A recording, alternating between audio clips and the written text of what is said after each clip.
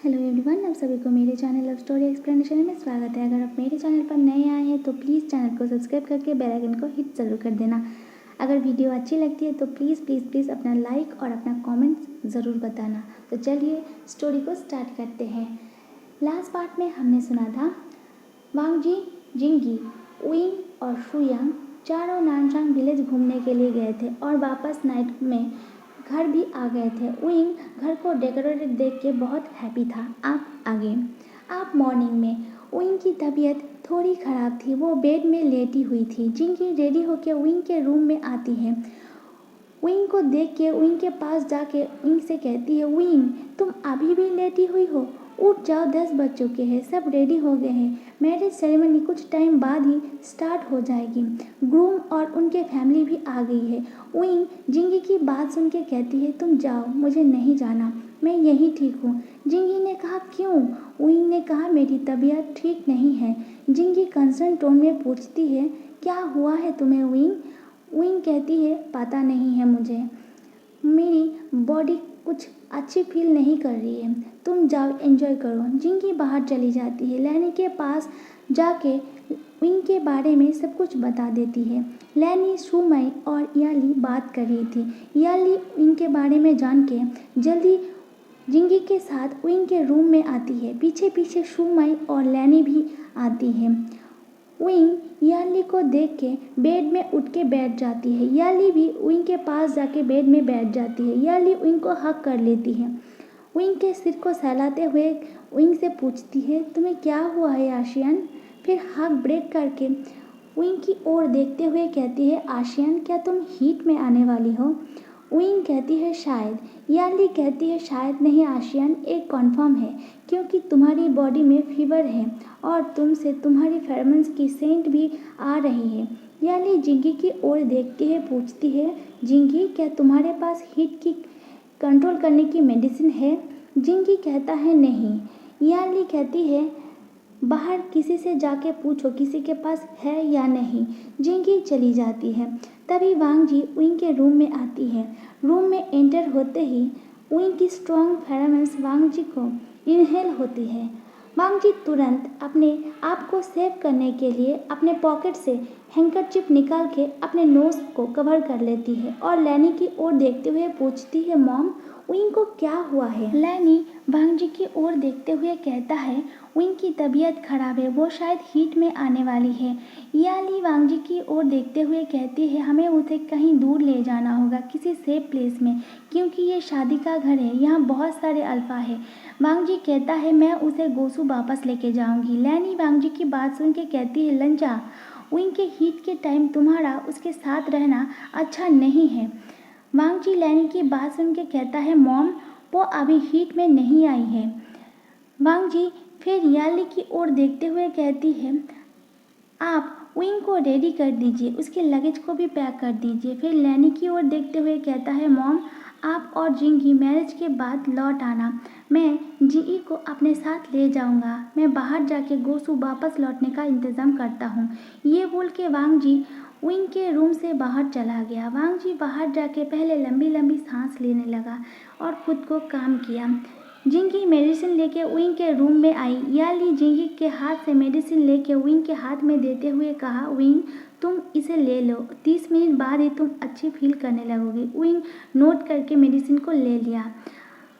फिर याली आगे कहती है, उसके बाद तुम फ्रेश होके रेडी हो जाना, मैं तुम्हारे लगेज को पैक कर देता हूँ।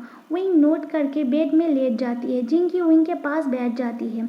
लैनी और सुमई भी याली को पैकिंग में हेल्प करने लगा। 1 घंटे बाद उइंग फ्रेश होकर रेडी हो गया। याली ने उइंग के हेयर को अच्छे से टाई कर दिया था। वांगजी उइंग के रूम में आया। अब उइंग के रूम में उइंग की उतनी स्ट्रॉन्ग फेरोमोन्स नहीं थी। वांगजी ने उइंग से कहा, चलो, और एक हाथ से उइंग के लगेज को और एक हाथ से उइंग के हाथ को पकड़ के उसे बाहर ले जाने लगा। जीई बाहर अपने लगेज के साथ वेट कर रही थी। एक गार्ड वांगजी के लगेज को ले आया। वांगजी उइंग के लगेज को लेके एक दूसरे गार्ड को दे दिया। सब घर से बाहर आ गए थे वांगजी और उइंग को बाय बोलने के लिए। विंग गार्डन की ओर देख रही थी जहाँ स्टेज बनी हुई थी। वहाँ मैरिज सेरेमनी स्टार्ट हो गई थी। ग्रूम और ब्राइड दोनों ने ही ब्यूटीफुल रेड रोब पहन रखी थी और बाउस ले रही थी। विंग वहाँ से नज़र हटा के वांग जी की ओर देखने लगी। वांग जी विंग की ओर देखते हुए कहता है, तुम बाद में भी इसे एंजॉय कर सकती हो। फिर वांग जी कार के डोर को ओपन कर देता है। तीनों कार में बैठ जाते हैं।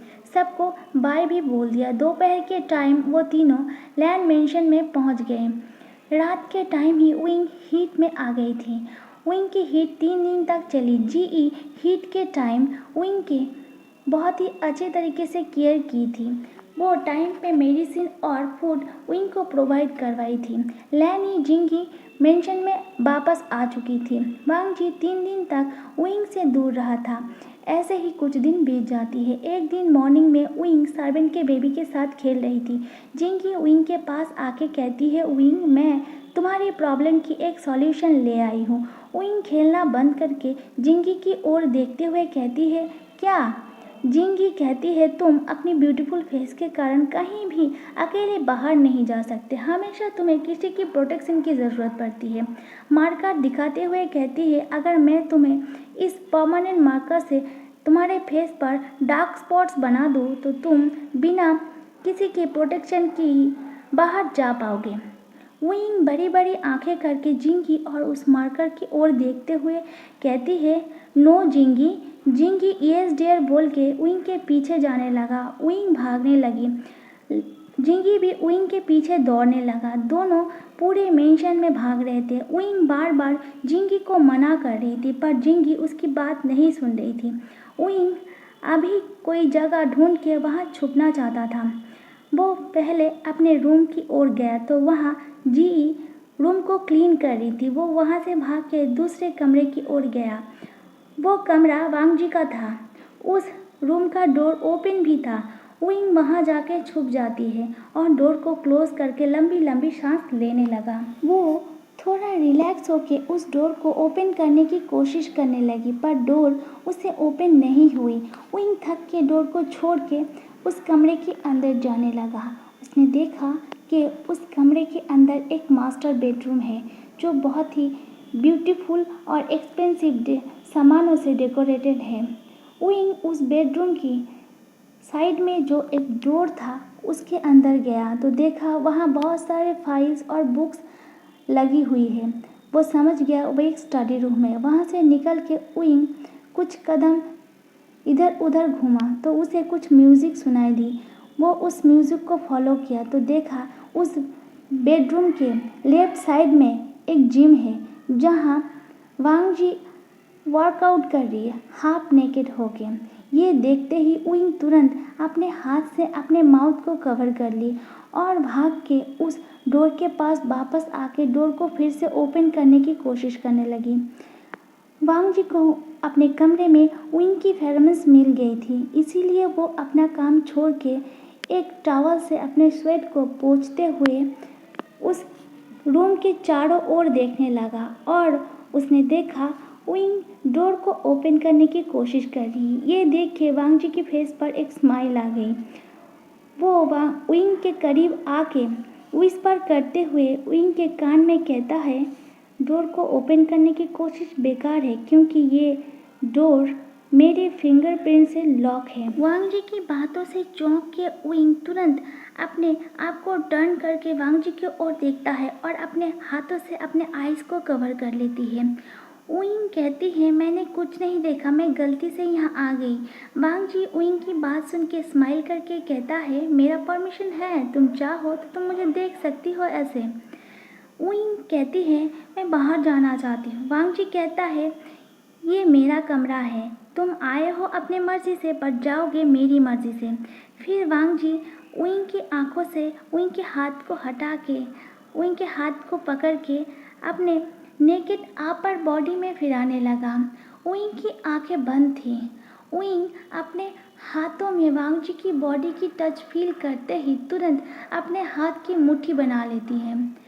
विंग वांग जी से कहती है, आप तो यहाँ कुछ दिन बाद आने वाले थे ना, अब तो बाहर गए थे, आप अचानक यहाँ कैसे? वांग जी विंग की हाथ छोड़ देता है और विंग के वेस्ट को अपने दोनों हाथों से पकड़ के उसे अपने और करीब पुल करता है। विंग की फेस वांग जी की ओपन चेस्ट में हिट होती है। वह आइज ओपन करके वांग जी की चेस्ट की ओर देखता है। वांग जी अपने सर झुका के विंग के नेक को लिक करते हुए कहता है, मैं तो अपने विंग को बहुत मिस कर रहा था। विंग को देखे बिना मुझे रहा नहीं जा रहा था, इसीलिए मैं जल्दी से काम ख़त्म करके विंग के पास आ गई। विंग वांग जी की बात सुन के ब्लश कर रही थी। क्या विंग ने मुझे मिस नहीं किया बोल के वांग जी विंग की ओर देखने लगा। विंग कहती है, मिस कैसे करूं? वांग जी विंग की बात सुन के कहता है, क्या तुम्हें मेरी याद नहीं आई? क्या एक बार भी तुम्हारा मन नहीं हुआ कि तुम मुझे देखो? विंग सिर्फ वांग जी की बात सुन रही थी, पर वो कुछ बोल नहीं रही थी। वांग जी विंग की बात सुन के विंग को कमर से उठा के बेड में ले जाके लेटाती है और खुद विंग के ऊपर आ जाती है। विंग की दोनों हाथों को अपने दोनों हाथों से होल्ड कर लेती है और विंग के नेक में किस करने लगती है। किस करते करते विंग को कहता है, विंग मैं हर वक्त तुम्हारे साथ रहना चाहती हूँ, तुम्हें अपने और करीब पाना चाहती हूँ। विंग धीरे धीरे वांग जी के टच से मेल्ट होने लगी थी, उसकी सांसें भी भारी हो गई थी। वांग जी कहता है, विंग मैं तुमसे बहुत प्यार करती हूँ। विंग अपनी शेकिंग वॉइस में कहती है, प्यार? वांग जी किस करना बंद करके अपने सिर उठा के विंग की ओर देखते हुए कहता है, हाँ प्यार। क्या विंग मुझे प्यार नहीं करता? विंग कहती है, प्यार कैसे किया जाता है? वांग जी विंग की बात सुन के कुछ सोच के विंग के दोनों हाथों को छोड़ देता है। फिर विंग से कहता है, प्यार एक एहसास है, ये किया नहीं जाता, बस हो जाता है। कभी भी किसी भी पल किसी से भी प्यार हो सकती है। जैसे एक अल्फा अपने ओमेगा से प्यार करती है, ठीक उसी तरह एक ओमेगा भी अपने अल्फा से प्यार करती है। प्यार के कारण ही एक अल्फा और एक ओमेगा पूरी लाइफ एक दूसरे के साथ बिताती है। प्यार के कारण ही लाइफ इजी हो जाती है। प्यार के कारण ही एक दूसरे के मन को पढ़ पाता है और लाइफ बहुत स्मूथली गुजरती है। फिर वांग जी विंग की ओर देखते हुए कहा, क्या तुमने मुझे कभी यहाँ विंग के हार्ट में पोक करते हुए कहा फील किया है? विंग कहती है, नहीं। वांग जी स्माइल करके कहता है, किया है। फिर एक वॉल पे लगा पेंटिंग को दिखाते हुए कहता है, तुमने मुझे बिना अपने सामने बिठाए मेरे पेंटिंग को कैसे बना ली? विंग उस पेंटिंग को देख के कहती है, ये आपके पास? मैंने इसे कहाँ नहीं ढूंढा। वांग जी ने कहा, जो मेरा है वो मैं अपने पास ही रख लेता हूँ। फिर वांग जी विंग को देखते हुए कहता है, तुम मेरे क्वेश्चन के आंसर दो। विंग कहती है, वो मैंने आपको उस दिन पुलिस स्टेशन में देखा था। वांग जी कहता है, पुलिस स्टेशन में? ओह, वो तो 3-4 महीने पहले तुमने मुझे देखा था। तो तुमने मुझे तभी इतनी गौर से फॉलो किया था कि मेरी तस्वीर तुम्हारे यहाँ फिर से हार्ट में पोक करके कहाँ बस चुकी है। विंग वांग जी की बात सुन के स्माइल किया। वांग जी विंग की हाथ पकड़ के किस करते हुए कहा, विंग क्या तुम मेरे साथ रह के सेफ फील करते हो? विंग ने कहा, हाँ। वांग जी ने कहा, क्या तुम्हें मेरे साथ रहना अच्छा लगता है? विंग शाय फील करते हुए दूसरी ओर देखते हुए कहा, हाँ। वांग जी आगे कहता है, अगर मैं किसी और ओमेगा के पास चला जाऊं, क्या तुम्हें बुरा लगेगा? विंग वांग जी की बात सुन के पाउट बना के वांग जी की ओर देखते हुए कहता है, क्यों? आप क्यों जाएंगे? क्या आपको मेरे साथ रहना अच्छा नहीं लगता? वांग जी विंग की बात सुन के अपने अंदर बहुत वार्म फील करती है। वांग जी कहता है, जब मैं यहाँ नहीं था तो क्या तुमने मुझे एक बार भी मिस नहीं किया? क्या तुम्हारा मन नहीं हुआ मुझे देखने का? विंग अपने दोनों हाथों से फेस को कवर करते हुए कहा, वांग जी विंग की बात सुन के तुरंत विंग के फेस को अपने दोनों हाथों से पकड़ के विंग के लिप्स को अपने लिप्स से कैप्चर कर लेती है और एक पैशनेटली किस करती है। विंग जब तक ब्रेथलेस नहीं हो जाती, वांग जी उसे तब तक नहीं छोड़ती। वांग जी जब देखता है कि विंग ब्रेथलेस हो चुका है, वांग जी तब विंग के लिप्स को छोड़ देता है। उइंग लंबी लंबी सांस लेने लगी। वांग जी उइंग के ईयरलॉब को अपने टंग से लिक करते हुए कहता है, उइंग, क्या तुमने कभी मेरे बारे में अकेले बैठ के सोचा है? उइंग वांग जी की बात सुन के वांग जी की ओर देखते हुए कहती है, हाँ, बहुत बार। वांग जी उइंग की बात सुन के स्माइल करके तुरंत उइंग के लिप्स को फिर से कैप्चर करके उसे फिर से किस करने लगता है। इस बार उइंग भी वांग जी को किस बैक कर रही थी। लॉन्ग किस के बाद दोनों ही एक दूसरे के लिप्स को छोड़ देते हैं। वांग जी उइंग के फोरहेड में अपना फोरहेड टच करके लंबी लंबी सांस लेते हुए कहता है, उइंग मेरे बनी, क्या तुम्हें मेरा टच अच्छा लगता है? उइंग शाई करते हुए हाँ में से हिलाता है। ये देख के वांग जी तुरंत उइंग के शोल्डर, नेक, उसके थ्रोट में किस करने लगता है, लिक करने लगता है। वांग जी के हाथ उइंग के टी शर्ट के अंदर घूमने लगता है। उइंग भी लंबी लंबी सांस लेके मौन की आवाज़ निकालने लगती है। उइंग की हाथ वांग जी के नेकेड बैक में घूम रही थी और उइंग वांग जी को अपने और करीब खींच रहा था। वांग जी के बैक में उइंग अपने नाखून को चुभा रहा था। दोनों ही एक दूसरे में डूब गए थे। वांग जी उइंग में ऐसे खो गए थे कि उइंग के शर्ट को ओपन करने ही वाला था, तभी वांग जी के रूम में आवाज़ हुई, सर, मैं आ गई हूँ आपकी फाइल लेके। वांग जी आवाज़ सुनते ही फ्रस्ट्रेट हो जाता है।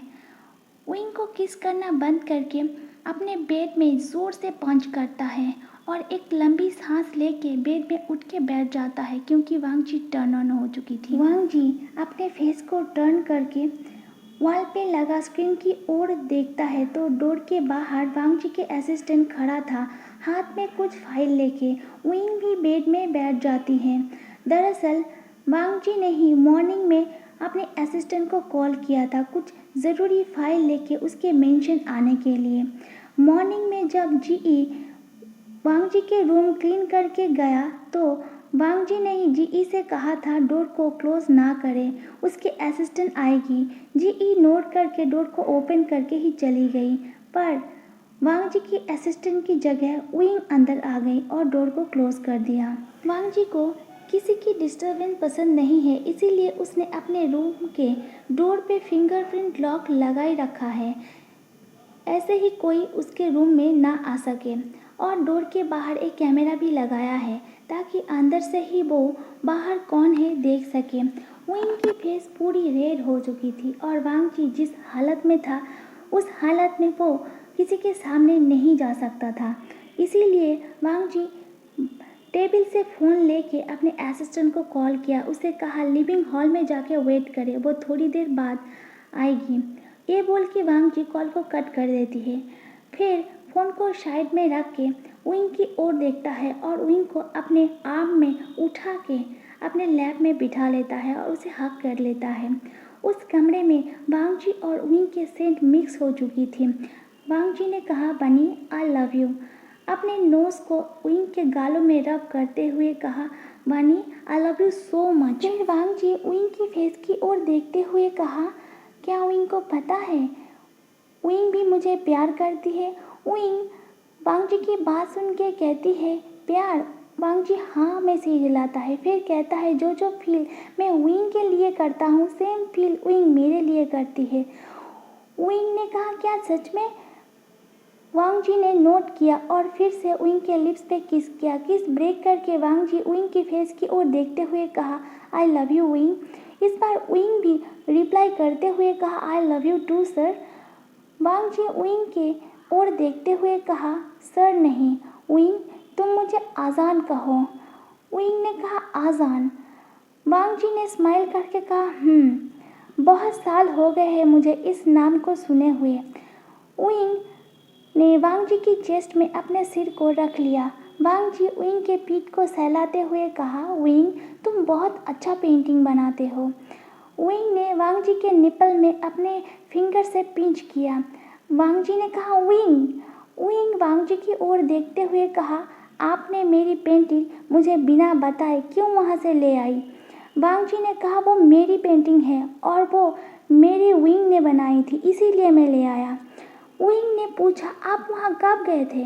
वांग जी ने कहा, जब तुम हीट में थे तब तो मैं तुम्हारे पास नहीं जा सकता था। तो मैं तुम्हारे पेंटिंग हॉल में चली गई। विंग फिर से अपने सिर को वांग जी के चेस्ट में रख लेता है। वांग जी ने कहा, विंग, तुम तो मेरे पैसों से कुछ भी नहीं चाहते हो, तो क्या तुम अपने पेंटिंग को ऑक्शन में लगाना चाहते हो? इसे तुम अर्न भी कर सकती हो और तुम्हें नई पहचान भी मिलेगी।